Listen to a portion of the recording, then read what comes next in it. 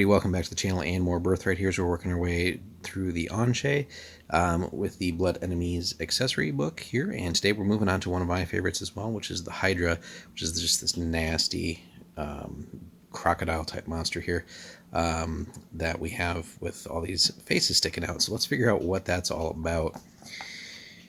So our team of sages eager to discern information firsthand about the deadly Harrow Marsh and its Anshe inhabitant had secured passage on a barge that traveled the Sarway River, and the barge captain gave them the following testimony before delivering them to the outer edge of Harrow Marsh. Okay, friend, you asked and I'll tell you what I know of the Hydra and its home. Many a fugitive from Bin Sodden justice hides out within the twisted dark trees of that swamp, and that alone makes it dangerous enough to traverse. Add to those small outposts of renegades a huge variety of creatures, the Hydra's hideous offspring, that fly, hop, and slither throughout the Harrow Marsh, that are not as powerful as a normal Anshe, but are still dangerous. Lastly, you've got the Hydra itself to worry about. Some say that the Hydra's got 8 heads, and all of them are of different races. Whenever the Hydra eats some noble folk with the blood right of rulership, they become part of it, and it gains some of their power. If tales are true, it's defeated and consumed at least 7 or 8 blooded folks in the past 1,000 years. All I know is that no money is enough to make me enter that swamp and meet it. Sages theorized about the Hydra's existence and power and appearance for centuries, and few had any proof to back up their theories until now. Careful to study all travelers' accounts of the Harrow Marsh and its monstrous inhabitants. There are actually over a dozen texts that mention legends and tales of the Hydra and the swamp that it lives in, led to some of these conclusions. The Hydra is in truth a monstrous reptilian creature with multiple heads and a voracious appetite. It was once a large crocodile that was infected with the taint of Azrai at some point after the fall of Deismar. It grew to large proportions and consumed nearly everything it encountered. Each time it consumed a blooded scion who came to slay it, the scion's head sprouted out of its gargantuan body, now linked with the Hydra's brain. The various blooded heroes who fell victim to the Hydra and are now evident as part of the creature's collection of heads are Astrid, a famous and mighty wizardess, and Psionicis, which is very rare in the setting, from Mudin, who specialized in telepathic skills and necromantic spellcraft. Garrick Blackhand, a warrior, some say a paladin, of incalculable bravery, who was dedicated to the service of Anduiras. Sharboth Roerfoot, a male halfling of Annuir who bore the title of the Quickfoot, whose head now screams incessantly, and whose birthright granted the Hydra its speed today. Bervas Wyvern III, a human grandson of the Airshay called the Golden Unicorn, and a priest of Halen in his own right. Illyrum, powerful elf warrior and alleged son of Rove Manslayer himself, who may have kept more of his original mind than any of the other victims of the Hydra. An unknown human male with golden eyes, and an equally unknown female half-elf whose head cries pitifully and continuously. So let's jump into some stats here early on in this overview. Again, it's just a creature. It's not like really like an intelligent adversary like some of the other Anshe, but intelligence of 8, active really whatever. Diet, omnivore, basically eats whatever it comes across. Is actually not considered evil, chaotic neutral. Movement of 16, though. It's 21 feet long, basically, or tall if it were to actually somehow fully stand up. Very big base of hit points there, 113. Armor class of 2, but again, this is the old second ed setting, so really the way I was converted is just kind of go backwards. So 10 was the lowest, and 2 is pretty damn good, so really I would say like maybe in 5th ed, count it like armor class 18. Thaco doesn't exist anymore, but any saves, really, we should base it off of being like a level 18 fighter. Number of attacks, which here's where it gets frightening, 4 or 6. The damage here, and again, we would probably want to give it some pretty high strength as well. They don't give us like the full stat block here, but basically you got different bites and tail attacks, but so you got D4, D4, 2D8, and 2D10, right? So it starts accumulating, right? Special attacks, grapple, which means you're pretty much going to be gone. Special defenses, there are none, so that's good. No magic resistance either. Morale of 18, has a very big bloodline of Azrai, and here's where it gets some of these other magical abilities. So it has Detect Life, right? So it can just find you if you're nearby. Fear, just kind of obvious, doesn't even really need it as an ability. It's just scary enough as it is. Greater invulnerability, greater as a great ability here, invulnerability, long life, and unreadable thoughts. And here, which you probably don't even really need to modify, but 18,000 XP gives you an idea of kind of roughly where it'd be at challenge rating wise. So let's dig in. Should you be brave enough or foolish enough to really go after the Hydra? So it's almost as difficult as surviving a meeting with it. It has absorbed some intelligence and cunning from its own prey, and uses the swamp to avoid being seen until it can get an easy attack on its foes. The Hydra's primary attacks are bites from its collection of heads on one prey. Usually only two small heads with the faces of heroes that died fighting the Hydra, and the large central crocodile head can bite one target, and the Hydra lashes its tail at another. If the Hydra forgoes any bite attacks in one round, it can attempt to grapple foes with its stunted but strong limbs. With a successful hit, the Hydra holds a foe with an 18 strength. So there we go. So we can then use that to modify the regular attacks too. So there's no more like 18/00. So we'll just count it as 18. Strong enough as is. And then can hold on to that foe, and so up to 5 heads can then bite it automatically in the next round, which is pretty damn scary. When in combat, all the heads make noise, some of them even using the original languages. Attempts to communicate with any, but the central head will be met with an attack by the adjacent heads. So getting fooled into maybe somehow being able to communicate and reason with it, right, is going to lead to some nasty business. While not a domain, right, so the swamp where it's at, the Hydra's swampy habitat is large enough to that someone really could conquer it and claim it as a domain. Few, however, wish to fight for a swamp infested with insects, criminals, and Anshe. There's really just nothing of note there. Originally named Sodden Falls by a Bin Sodden cartographer, this area has simply reverted to the Hydra's domain, or its widely used name of Harrow Marsh. It consists of a waterlogged land with hundreds of small islands of solid, damp earth. Salty seawater mixes with the fresh water of the swamp.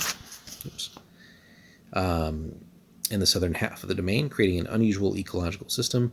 Tall trees with wide, bell-shaped trunks that feed off the saltwater sit dominant in the southern half of the domain, while a highly fragrant tree similar to the eucalyptus struggles for precious freshwater rooting soil. The rest of the world views Harrow Marsh as a wet, swampy, insect-infested area that has no attraction other than that it confines the Hydra and a number of fugitive criminals. Rumors of the Hydra's beastly habits and the wild feral creatures that populate the land basically keep everybody away. Now, some of these rumors about the Hydra are started by those in the Harrow Marsh also to keep people out, right? So, easy enough to convince most people to just stay away. Get a little bit of a map there as well, so you can kind of get a rough idea of the lay of the land there. People that are actually there are all fugitives from justice of some other domain. Life in the swamp is tranquil simply because there are hardly any sizable collections of people to breed trouble.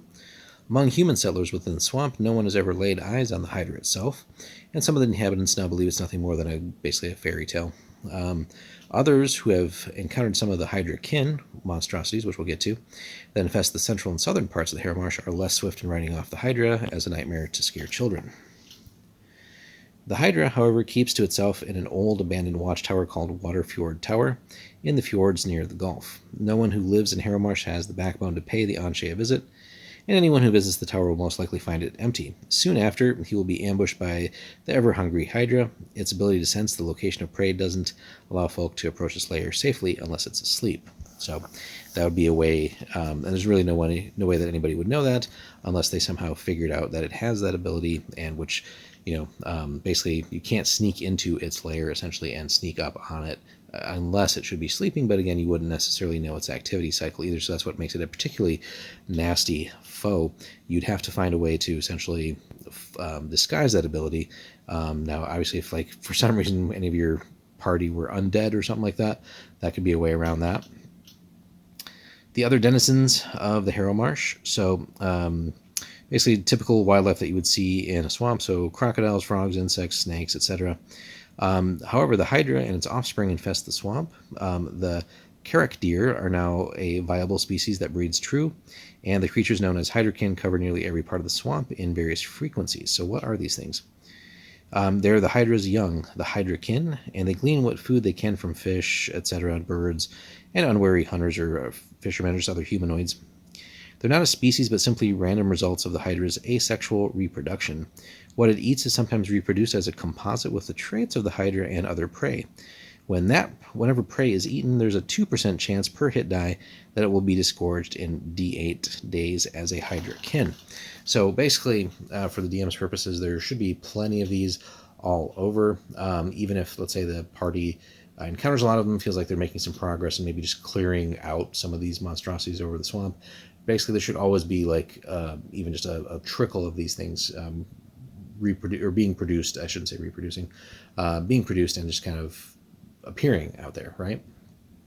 But hopefully maybe that leads players to track down where the Hydra's main lair would be, but again with the dangers we talked about before. Oops, we're going a little bit too far ahead. So as the Hydra is a very old Anshe, there have been hundreds or even thousands of different Hydra kin, right? So it'd be a while before the players make progress on thinning the population of that. Types recorded by sages include a human head with crocodile jaws on tarantula legs, right? Nightmare fuel. A tiny human torso on a dragonfly, and a water snake with a female's torso, eyes, and hair. No one can predict what bizarre blooded creatures might be found within the Harrow Marsh, but basically carte blanche for the DM to come up with some crazy, goofy, frightening stuff. Stat-wise, though, intelligence between 1 and 10, they're chaotic neutral. Again, they're not evil inherently. 5 to 9 hit dice. Hit die is a d6. Give you a rough range there. Thaco doesn't exist anymore. But number of attacks, d4, d4 damage with the bite, d8 on claws, should they have them. Right, obviously just coming up with something suitable based on what it really is composed of.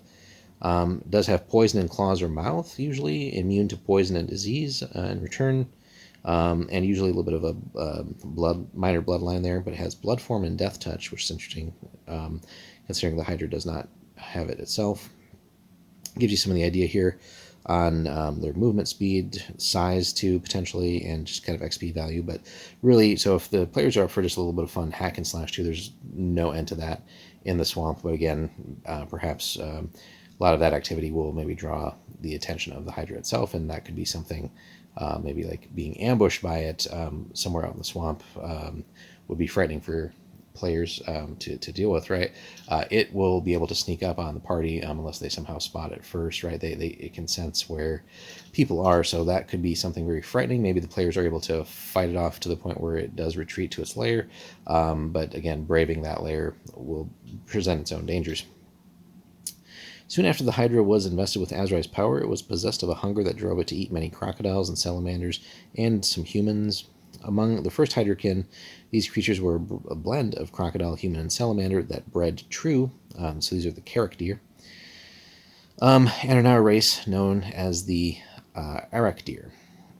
Actually, I think they mistyped that. There should be Characdeer. Yeah.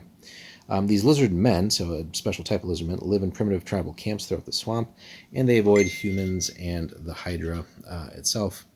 They scavenge Hydra attack sites for any armor or weapons they can find, so kind of just picking up the scraps after sort of the parent, in that sense, is finished with whatever it's dealing with. So here kind of encounters maybe 3 to 30 of them total, about 900 total of them in the swamp as well. And again, pretty decent abilities and all that stuff here. But yeah, plenty of stuff for basically the party to kill if they want to start having some encounters here. And really, that should just, the sheer size of all this stuff, or the quantity, should give the players some pause too, especially if they can kind of figure out like what this is about. Maybe they have a few encounters and think, oh, well, there's really not a Hydra the way the legends are. It's just more of these like little monsters. And again, maybe they do start encountering signs of a larger creature too, which keeps them kind of invested in investigating and drawing deeper into the swamp. But again, maybe a surprise ambush by the Hydra would be a good scare for the party. Here you see kind of their disposition as well. Trade goods. Harrow Marsh natives export exotic pets like birds, lizards, and other unusual animals to the rich of the surrounding countries, or traded from ships that stop at the marsh ports on the Gulf of Cornus. So there are some, quote unquote, civilized areas in here, little outposts and stuff, but nothing resembling a true domain. There is an alchemist too who lives in Westport. Again, there are some sort of provinces here, just basic lines on the map. But Duina the Böse, which is the evil or the bad in German, interestingly, collects virulent poison secreted by frogs found in the swamp. He sells the ceramic vials of poison to the highest bidder. They're highly effective and fast-acting poisons. A saving throw versus poison at a -4 penalty is required to suffer or survive such a poison. So you have that too. Just if you're looking for a character who's into that, maybe a rogue or something like that, that would be an interesting merchant to encounter as well. But the Hydra itself is, just a nasty customer. One of our favorites too. You can dig in a little bit more to when we get to that domain eventually, and just kind of having some suitable treasures there. Should be, lots of people who've maybe come to try and slay it. Most of them have been incorporated into its body. But there should be some suitable things in that tower should we be able to find its lair and brave it. Maybe even make off with the loot without necessarily having to find it. But again, it will be able to hunt the party pretty effectively, knowing where they are. And that could be sort of a fun, almost horror movie-esque series of adventures here, to get in and out and maybe deal with it and almost live to tell the tale, hopefully, of that. And certainly would be some fame. Certainly would also change the way that the swamp works if there's ultimately no more Hydrakin, various sorts being birthed. But is there enough? How long would it take to really sort of depopulate the swamp of all its little evils and stuff like that? And would it even be worth trying to really properly settle it? You still have all the criminals and stuff that are there, but dealing with a major enclave like that and hopefully not succumbing to it would certainly lead to some solid loot, XP, and fame as well. Let us know, guys, if you've encountered the Hydra or use it in your campaigns and how that's gone. Hit us up in the comments. Be sure to like and subscribe. If you want to see videos like this early as well, hit up our Patreon. We got a couple different levels there. Videos like this come out early, and there's also some exclusive content there as well. Thanks for watching.